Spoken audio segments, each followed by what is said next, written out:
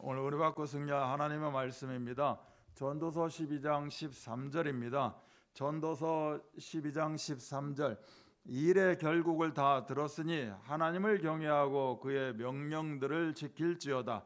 이것이 모든 사람의 본분이니라. 아멘. 하나님의 뜻과 계획을 이루는 삶, 하나님의 뜻과 계획을 이루는 삶이라는 제목으로 말씀을 전합니다. 오늘 말씀은 이번 주 강단과 또한 구역공과 전도서 속의 그리스도 말씀을 배경으로 은혜 받기를 원합니다. 신앙생활의 핵심 네 가지 수식어가 붙어있는, 늘 강단에서 자주 말씀하시는 예수를 붙잡는 삶입니다.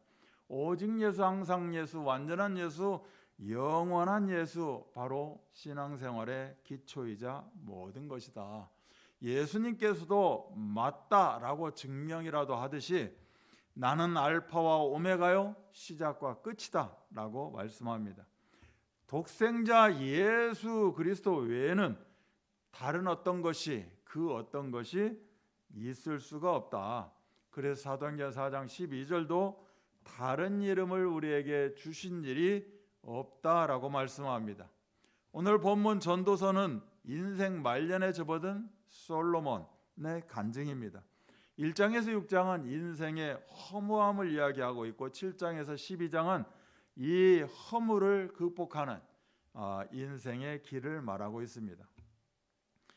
인류 역사상 최고의 부귀 영화를 누렸던 이 솔로몬이 인생이 허무하다라고 고백하고 있는 이야기입니다.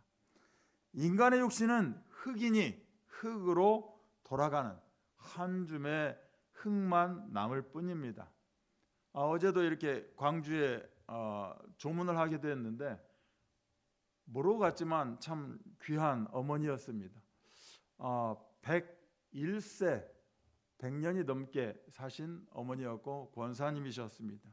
또한 그 가정 4남 5녀의 가정이고 손주들을 합치면 손주들이 30명이 넘는다라고 이야기하고 있는데 너무 화목하고 정말 예배 때 오히려 제가 그 표정을 보면서 은혜 받는 참 그런 시간이었습니다.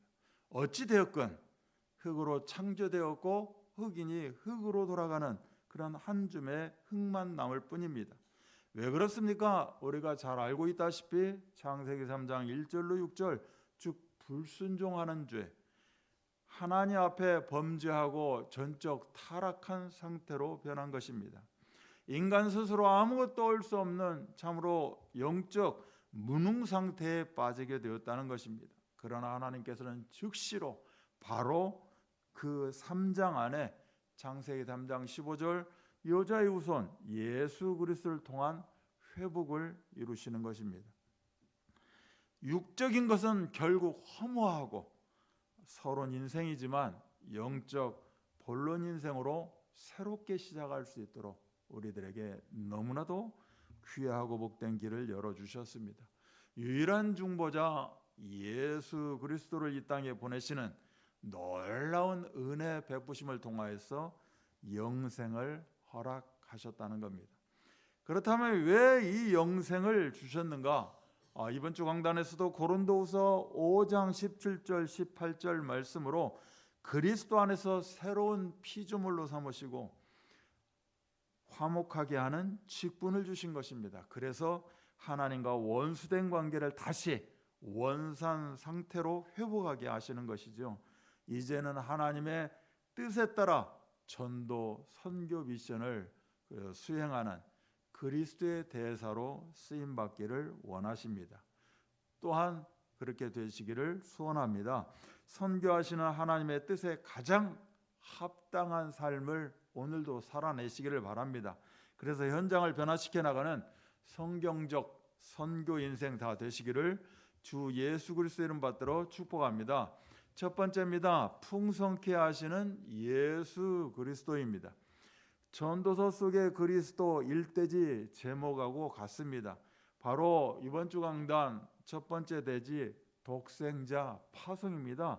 독생자를 파송하셔서 우리 모든 자들에게, 참 하나님 자녀들에게, 그 이름 붙잡는 자들에게 풍성케 하시는 그 응답을 주시겠다는 겁니다. 전도서 1장 2절은 전도자가 가로되 헛되고 헛되며 헛되고 헛되니 모든 것이 헛되도다. 하나님 떠난 인생의 현 주소 헛되고 헛되다, 인생의 헛됨을 말하고 있습니다. 육신적인 것을 위해 살아가는 그 불신자 인생은 바로 모든 것이 헛되다라고 말씀하고 있는 내용입니다. 그러나 반대로 하나님 자녀라는 신분으로 영혼 구원의 모든 인생에 초점을 맞추고 하나님 앞에서 행복한 예배자로 살리는 전도자로 헌신하게 되면 그 인생은 참으로 존귀한 인생입니다. 그 육신은 흙으로, 한 줌의 흙으로 돌아갈지 모르지만 우리는 그 인생은 참 존귀한 인생이다. 그래서 어제 또한 천국 환송 축제의 시간이었습니다. 서론 인생은 가질수록 높아질수록 시간이 흐를수록 공허한 뿐이지만 요한복음 4장 13절도 예수께서 대답하여 이르시되 이 물을 먹는 자마다 다시 목마르려니와 세상 것은 가질수록 더 갖고 싶고 마실수록 바닷물을 먹은 것처럼 더욱 목마르게 된다는 것입니다. 하지만 주님이 주신 물, 즉 말씀을 마시게 되면, 강단을 사모하게 되면 영원히 목마르지 않는다라고 분명히 증거하고 있습니다. 요한복음 4장 14절도 내가 주는 물을 먹는 자는 영원히 목마르지 아니하리니 영생하도록 솟아나는 그런 샘물이 되리라 라고 말씀합니다. 예수 생명이 우리에게 들어오면 영원한 삶을 소유하게 됩니다. 영원한 삶을 살아가게 되는 것이죠. 왜 영생을 주셨습니까? 독생자를 세상에 전 인류에게 파송하셔서 하나님의 사랑하심과 풍성하심을 보이시는 겁니다. 요한복음 10장 10절도 내가 온 것은 양으로 생명을 얻게 하고 더 풍성히 얻게 하려는 것이다. 바로 창세기 1장 27절에 하나님 형상 가진 신분이 회복되어지고 28절에 생육번성 충만 정복 다스림이라는 권세적인 축복이 회복이 되어지는 겁니다. 그래서 영원한 생명, 영원한 축복, 영원한 하나님의 나라를 소유하게 되면 눈앞에 서론적인 것에 얽매이지 아니하고 본론 인생으로 재창조의 응답을 누리게 되어지게 됩니다. 에베소 1장 7절 그리스도 안에서 그의 은혜의 풍성함을 따라 그의 피로 말미암아 구속 곧 죄 사함을 받았으니 하나님의 은혜는 이처럼 우리에게 언제나 풍성하게 임재하게 됩니다. 그래서 우리도 이 시간처럼 행복한 예배자로 하나님 앞에 영광을 올려드리게 됩니다. 에베소 2장 7절은 그 은혜의 지극히 풍성함을 오는 여러 세대에 나타내려 하심이라. 이제는 행복한 예배자로 우리가 큰 힘을 얻게 되었다면, 강단을 붙잡게 되었다면 이제는 살리는 전도자의 응답을 누리게 된다라고 말씀합니다. 선교적 사명을 감당하게 된다. 이번 주 본문 요한복음 3장 16절 말씀처럼 예수 그리스도를 믿는 자마다 멸망하지 않고 영생을 얻게 된다라고 말씀하고 있지요. 그렇다면 왜 영생을 또한 이렇게 주셨습니까? 제가 지금 영생을 주셨다는 걸 세 가지를 이야기하고 있습니다. 영생은 바로 미래적인 동시에 현재적인 그런 의미를 가지고 있습니다. 미래에 가지게 되는 영원한 생명, 죽어서 천국까지, 이게 아니라 이미 예수 그리스도 안에 가지고 있는 현재적 그런 생명의 상태를 말씀하고 있습니다. 예수 그리스도를 통해 주어진 놀라운 영생의 축복을 미래에 두고 바라볼 것이 아니라 지금 당장 오늘 이 시간에, 오늘 여러분의 그 전도자 발걸음을 통하여서 맛보며 살아가는 것입니다. 그래서 영적인 힘을 얻게 되고 약속의 땅을 차지하는 믿음의 도전을 오늘 당장 이루게 된다는 것입니다.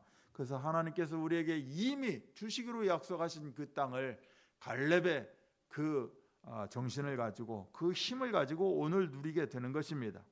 독생자를 파송하셔서 구원하시기 위해 행하신 하나님의 놀라운 그 그 선교를 오늘 또한 가슴에 담고 오늘 강단을 통해 가슴에 딱 붙잡게 되고 삶의 발걸음마다 기쁨과 감사가 흘러넘쳐서 현장을 변화시키는 그런 행복한 선교 인생 다 되시기를 주 예수 그리스도 이름 받들어 축원합니다. 두 번째입니다. 사명을 다하신 예수 그리스도입니다. 바로 파송의 목적을 이야기하고 있는 것입니다. 어떠한 사명입니까? 바로 선교의 사명입니다. 요한복음 3장 17절에 하나님이 그 아들을 세상에 보내신 것은 세상을 심판하려 하심이 아니요 그로 말미암아 세상에 구원을 받게 하려 하심이라. 하나님의 의도하심, 하나님의 의도는 독생자 예수 그리스도를 파송하신 하나님의 본질적 목적, 바로 심판이 아니라 구원이라는 사실입니다. 오늘 본문 읽었다시피 전도서 12장 13절 2일의 결국을 다 들었으니 이제는 깨달았다는 것입니다. 이제는 알겠다는 것입니다. 강단 말씀 이번 주 붙잡았습니다. 그 의미를 깨달았다는 겁니다. 결론은 하나님을 경외하고 그 명령을 지킬지어다. 이것이 바로 사람의 본분이니라. 하나님을 영화롭게 하는 것, 참으로 우리가 즐거운 인생을 살아가는 것, 이것이 바로 우리 인생의 본분일 것입니다. 하나님의 명령을 지키는 것은 자기의 뜻대로 해도 되고 하지 않아도 되는 것이 아닙니다. 신앙생활의 가장 중요한 것은 하나님의 뜻과 계획을 이루는 그런 삶인 것입니다. 하나님의 자녀의 본질적인 삶 또한 하나님의 뜻과 계획을 이루는 것입니다. 히브리 10장 9절로 10절은 내가 하나님의 뜻을 행하러 왔나이다 하셨으니 이 뜻을 쫓아 예수 그리스도의 몸을 단번에 들이심으로 말미암아 우리가 거룩함을 얻었다는 겁니다. 사명을 다하셨다는 겁니다. 십자가상에서 다 이루었다. 그 구원의 사명, 선교적 사명을 이루셨다는 것입니다. 예수께서 죽기까지 하나님의 말씀에 복종하신 것입니다. 이것이 사명을 다하는 자의 모습입니다. 바로 우리가 오늘 또한 갈라디아서 2장 20절 말씀을 붙잡고 살아가는 것, 이것이 그 사명을 다하는 자의 모습일 것입니다. 예수님을 파송하신 하나님의 뜻과 계획을 정확히 깨닫고 파송의 목적을 이루셨습니다. 그것이 바로 디모데전서 2장 4절에 하나님은 모든 사람이 구원을 받으며 진리는 아는 데 이르기를 원하신다. 하나님의 이 생명 구원의 의도하심은 바로 사랑, 영혼 사랑입니다. 예수 그리스도의 놀라운 사랑을 붙잡고 전파하는 삶, 이것이 바로 사명을 다하신 예수 그리스도의 선교의 삶인 것입니다. 우리 또한 행복한 선교 인생, 성경적 선교 인생을 살아가는 것이 하나님의 뜻과 계획일 것입니다. 사도 바울은 데살로니가전서 2장 8절에 우리가 이같이 너희를 사모하여 하나님의 복음뿐 아니라 우리의 목숨까지도 너희에게 주기를 기뻐함은 너희가 우리의 사랑하는 자 됨이라. 너무너무 사랑하기 때문에, 정말 그 사랑 헤아릴 수 없기 때문에 복음뿐 아니라 복음을 담아 전달하는 목숨까지도 아끼지 않는다라고 고백합니다. 오늘도 우리는 복음을 붙잡고 복음을 전달하는 삶을 살아갑니다. 복음을 전달하는 그 도구가 바로 각자의 목숨일 것입니다.